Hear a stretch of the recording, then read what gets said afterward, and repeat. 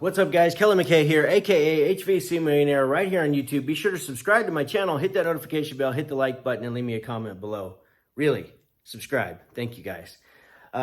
Today, I just want to talk about what is it going to take to get anything you want out of your life, out of your business. Because the first thing I can tell you, without a question, is you have to level up yourself, your knowledge, your skills, your training. And as you continue to grow, you're going to be faced with multiple challenges, multiple setbacks, multiple quote unquote failures or defeats. And by increasing yourself, you are able to cope with those things much better. It's not that those things stop happening. Everybody has this goal of building their business so well that they could just leave for a year if they have the right leadership team. So in the meantime, until you can find that right leadership team, the people who are like you, the people who are driven and they're so focused on the business's success that they take full ownership in its results. And so if you don't find that, if you don't find somebody to come to your team who possesses that ferocity, that consistency, that drive, that ambition, people who get excited about where the company's going and how it's going to get there and how can they be a part of that. You know, if you don't have that on your team, then that person is you. So the question is, how are you showing up right now if you don't have that leadership team? And leaders are not a dime a dozen. It's specific individuals that are rare, that possess this quality of this high performance mentality. You know, they feel, here's just a few traits of high performers is that, you know, anytime they're not making progress in their minds as far as learning something new or developing a new process or procedure or finding new things to bring to the table to increase the output of the business and the results of the business, then they feel guilty almost. They feel like they could do more. I mean, this is how high performers think, and this is what they do. They obsess over improvement.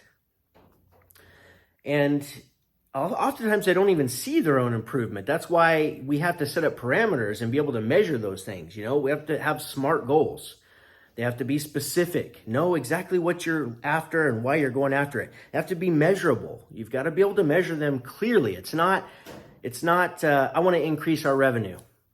I want to increase our sales. I want to increase our conversion rates, or I want to lose weight. No, it's our sales will increase by X amount by X date. You have to know when and by how much in order for it to be a SMART goal. It's got to be attainable. You know, you've heard the old saying, like, shoot for the moon and you might hit the stars, or shoot for the stars, you might land on the moon. Well, to a certain degree, that's good, but you still want to be ensure that you can hit those goals, because if you set it too far, it can be really discouraging. And if it's discouraging, then that's going to affect my courage and my self-esteem. And if I don't have high enough self-esteem, I'm probably not going to take as many risks as I would if my self-esteem was high. So I want to know that, and you need to know that you can attain that goal, that it's going to be tough, but you can attain it. And then you want to make sure that it is relevant. So, you know, if you need to increase your average service ticket, for instance, and you want to track the length of time that is spent on each service call, well, that might not be relevant to increasing your service ticket, or it might, I don't know. But just make sure that it is a relevant goal, it's a relevant target, or otherwise you're chasing something that's not going to help you get the results that you want. So you always have to ask yourself, what is the actual result that I want out of this? And then I need to make sure that whatever goals I set is definitely relevant to those results that I'm after. And then it has to be time bound. You know, you got to have the date. That's what we already talked about that. You got to know when and how much and by when, or whatever the goal is. You got to be specific. So that's the first thing. If you can't find leadership, then it's going to be you. So what are you currently doing if you don't have that leadership team to either begin the search for leadership? If you want to go to 5, 10, 15, 20, 30, 40, 50, 60 million, it can't always be you. You've got to have other people on the team. And that's the thing is, every time I wanted to add something new to my business, I had the wrong mindset about it. Surrounding it. I always think, how can I do this? How can I do this? And I've talked about this before. The question is not how, it's who. Who can help me do this? Who could join forces with me to make this happen, to get the result that we actually need so it can push the entire company forward? And so this is something that is, it can take years to find the right person to join your company. They're probably going to be extremely expensive. So and rightfully so.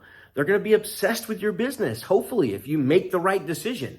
So for now, that is you. So my question is, how are you increasing your skills, your knowledge, your emotional intelligence, your ability to handle more and more and more? And if you've gotten to a certain point in your business, then you've already proven to yourself that, hey, I'm able to handle quite a bit at this point. Where before, when you first started, you might not have been that resilient. Let's be honest. Like, the smallest things would trip you up and throw you into a tailspin and make you lose sleep at night. And now some of those things, as you progressed along your business journey, don't even faze you. You don't even give them a second thought. And that's progress and that's growth. And so there's always another level though. So what's the next level? What would make you get uncomfortable again if you're comfortable right now? What's going to really pull you out of your comfort zone? That's the question we need to be asking. Is it borrowing a huge chunk of money to get to that next level, to add people and vehicles, and maybe expand your current condition as far as where your place of business is? Every single step along the way, from when you first started and you bought that first van to the second van, every time you make those decisions, it is scary. And so that's the question is, when have you been scared lately? Because if you haven't been scared about something, then you're probably not pushing yourself hard enough to get to the next level that you always say that you want to hit or you want to attain. So get out of your comfort zone and do something unique. Do something that scares you. And of course, be smart about it. Don't be stupid. Like, if you have no money or you have no plan to pay back a bunch of money if you go borrow it, well, chances are if you have no money right now, it's going to be hard to borrow the money anyways, but you better have a plan. So it just makes you think, hey, I got to figure this out. If I was to borrow $500,000 to help me expand my business, or to buy a new building, or whatever it is, then I'm going to put together a plan. How am I going to pay for this? What's it going to take? How am I going to achieve that? And just break it down. Start with the result and work your way backwards. Like, reverse engineer that result that you're wanting, and you'll figure it out. And the old saying, the journey of 1,000 miles begins with the first step. Oftentimes if we set a goal too big, it gets us to where we have analysis paralysis, because we cannot see how that's even possible. Like, how can we make that happen? And so there's always one simple step that you could take moving towards that goal. And so that's what I would invite you to look for. It could literally be the first step, just writing down what you want.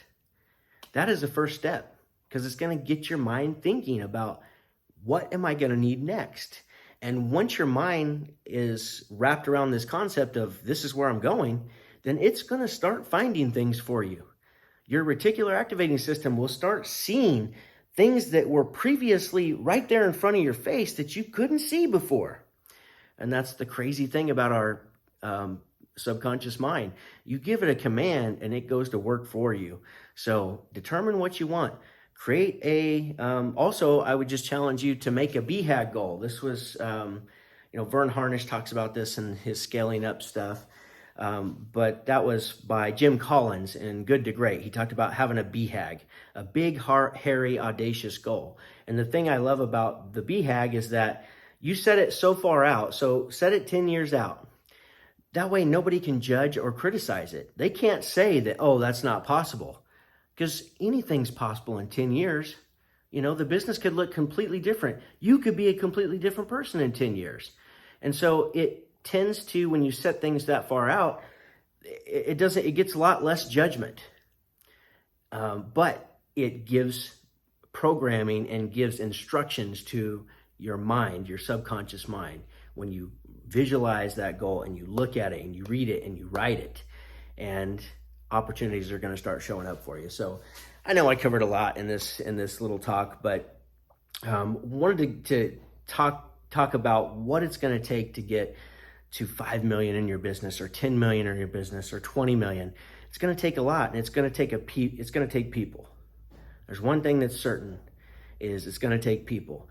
And there's you think it's hard to find technicians or installers or sales guys. Just wait till you start searching for a leader. There's far less people that are capable and are programmed and wired or have built themselves into high performers that function this way.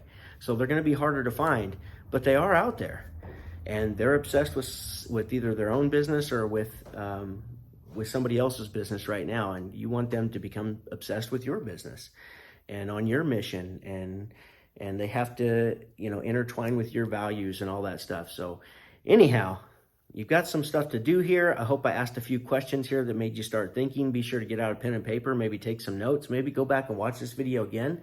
Start asking yourself these questions, because your mind will start looking for answers. And that's when you'll move to the next level. But you got to get uncomfortable. So, guys, hope this helped. Love you guys. Go make money. Boom.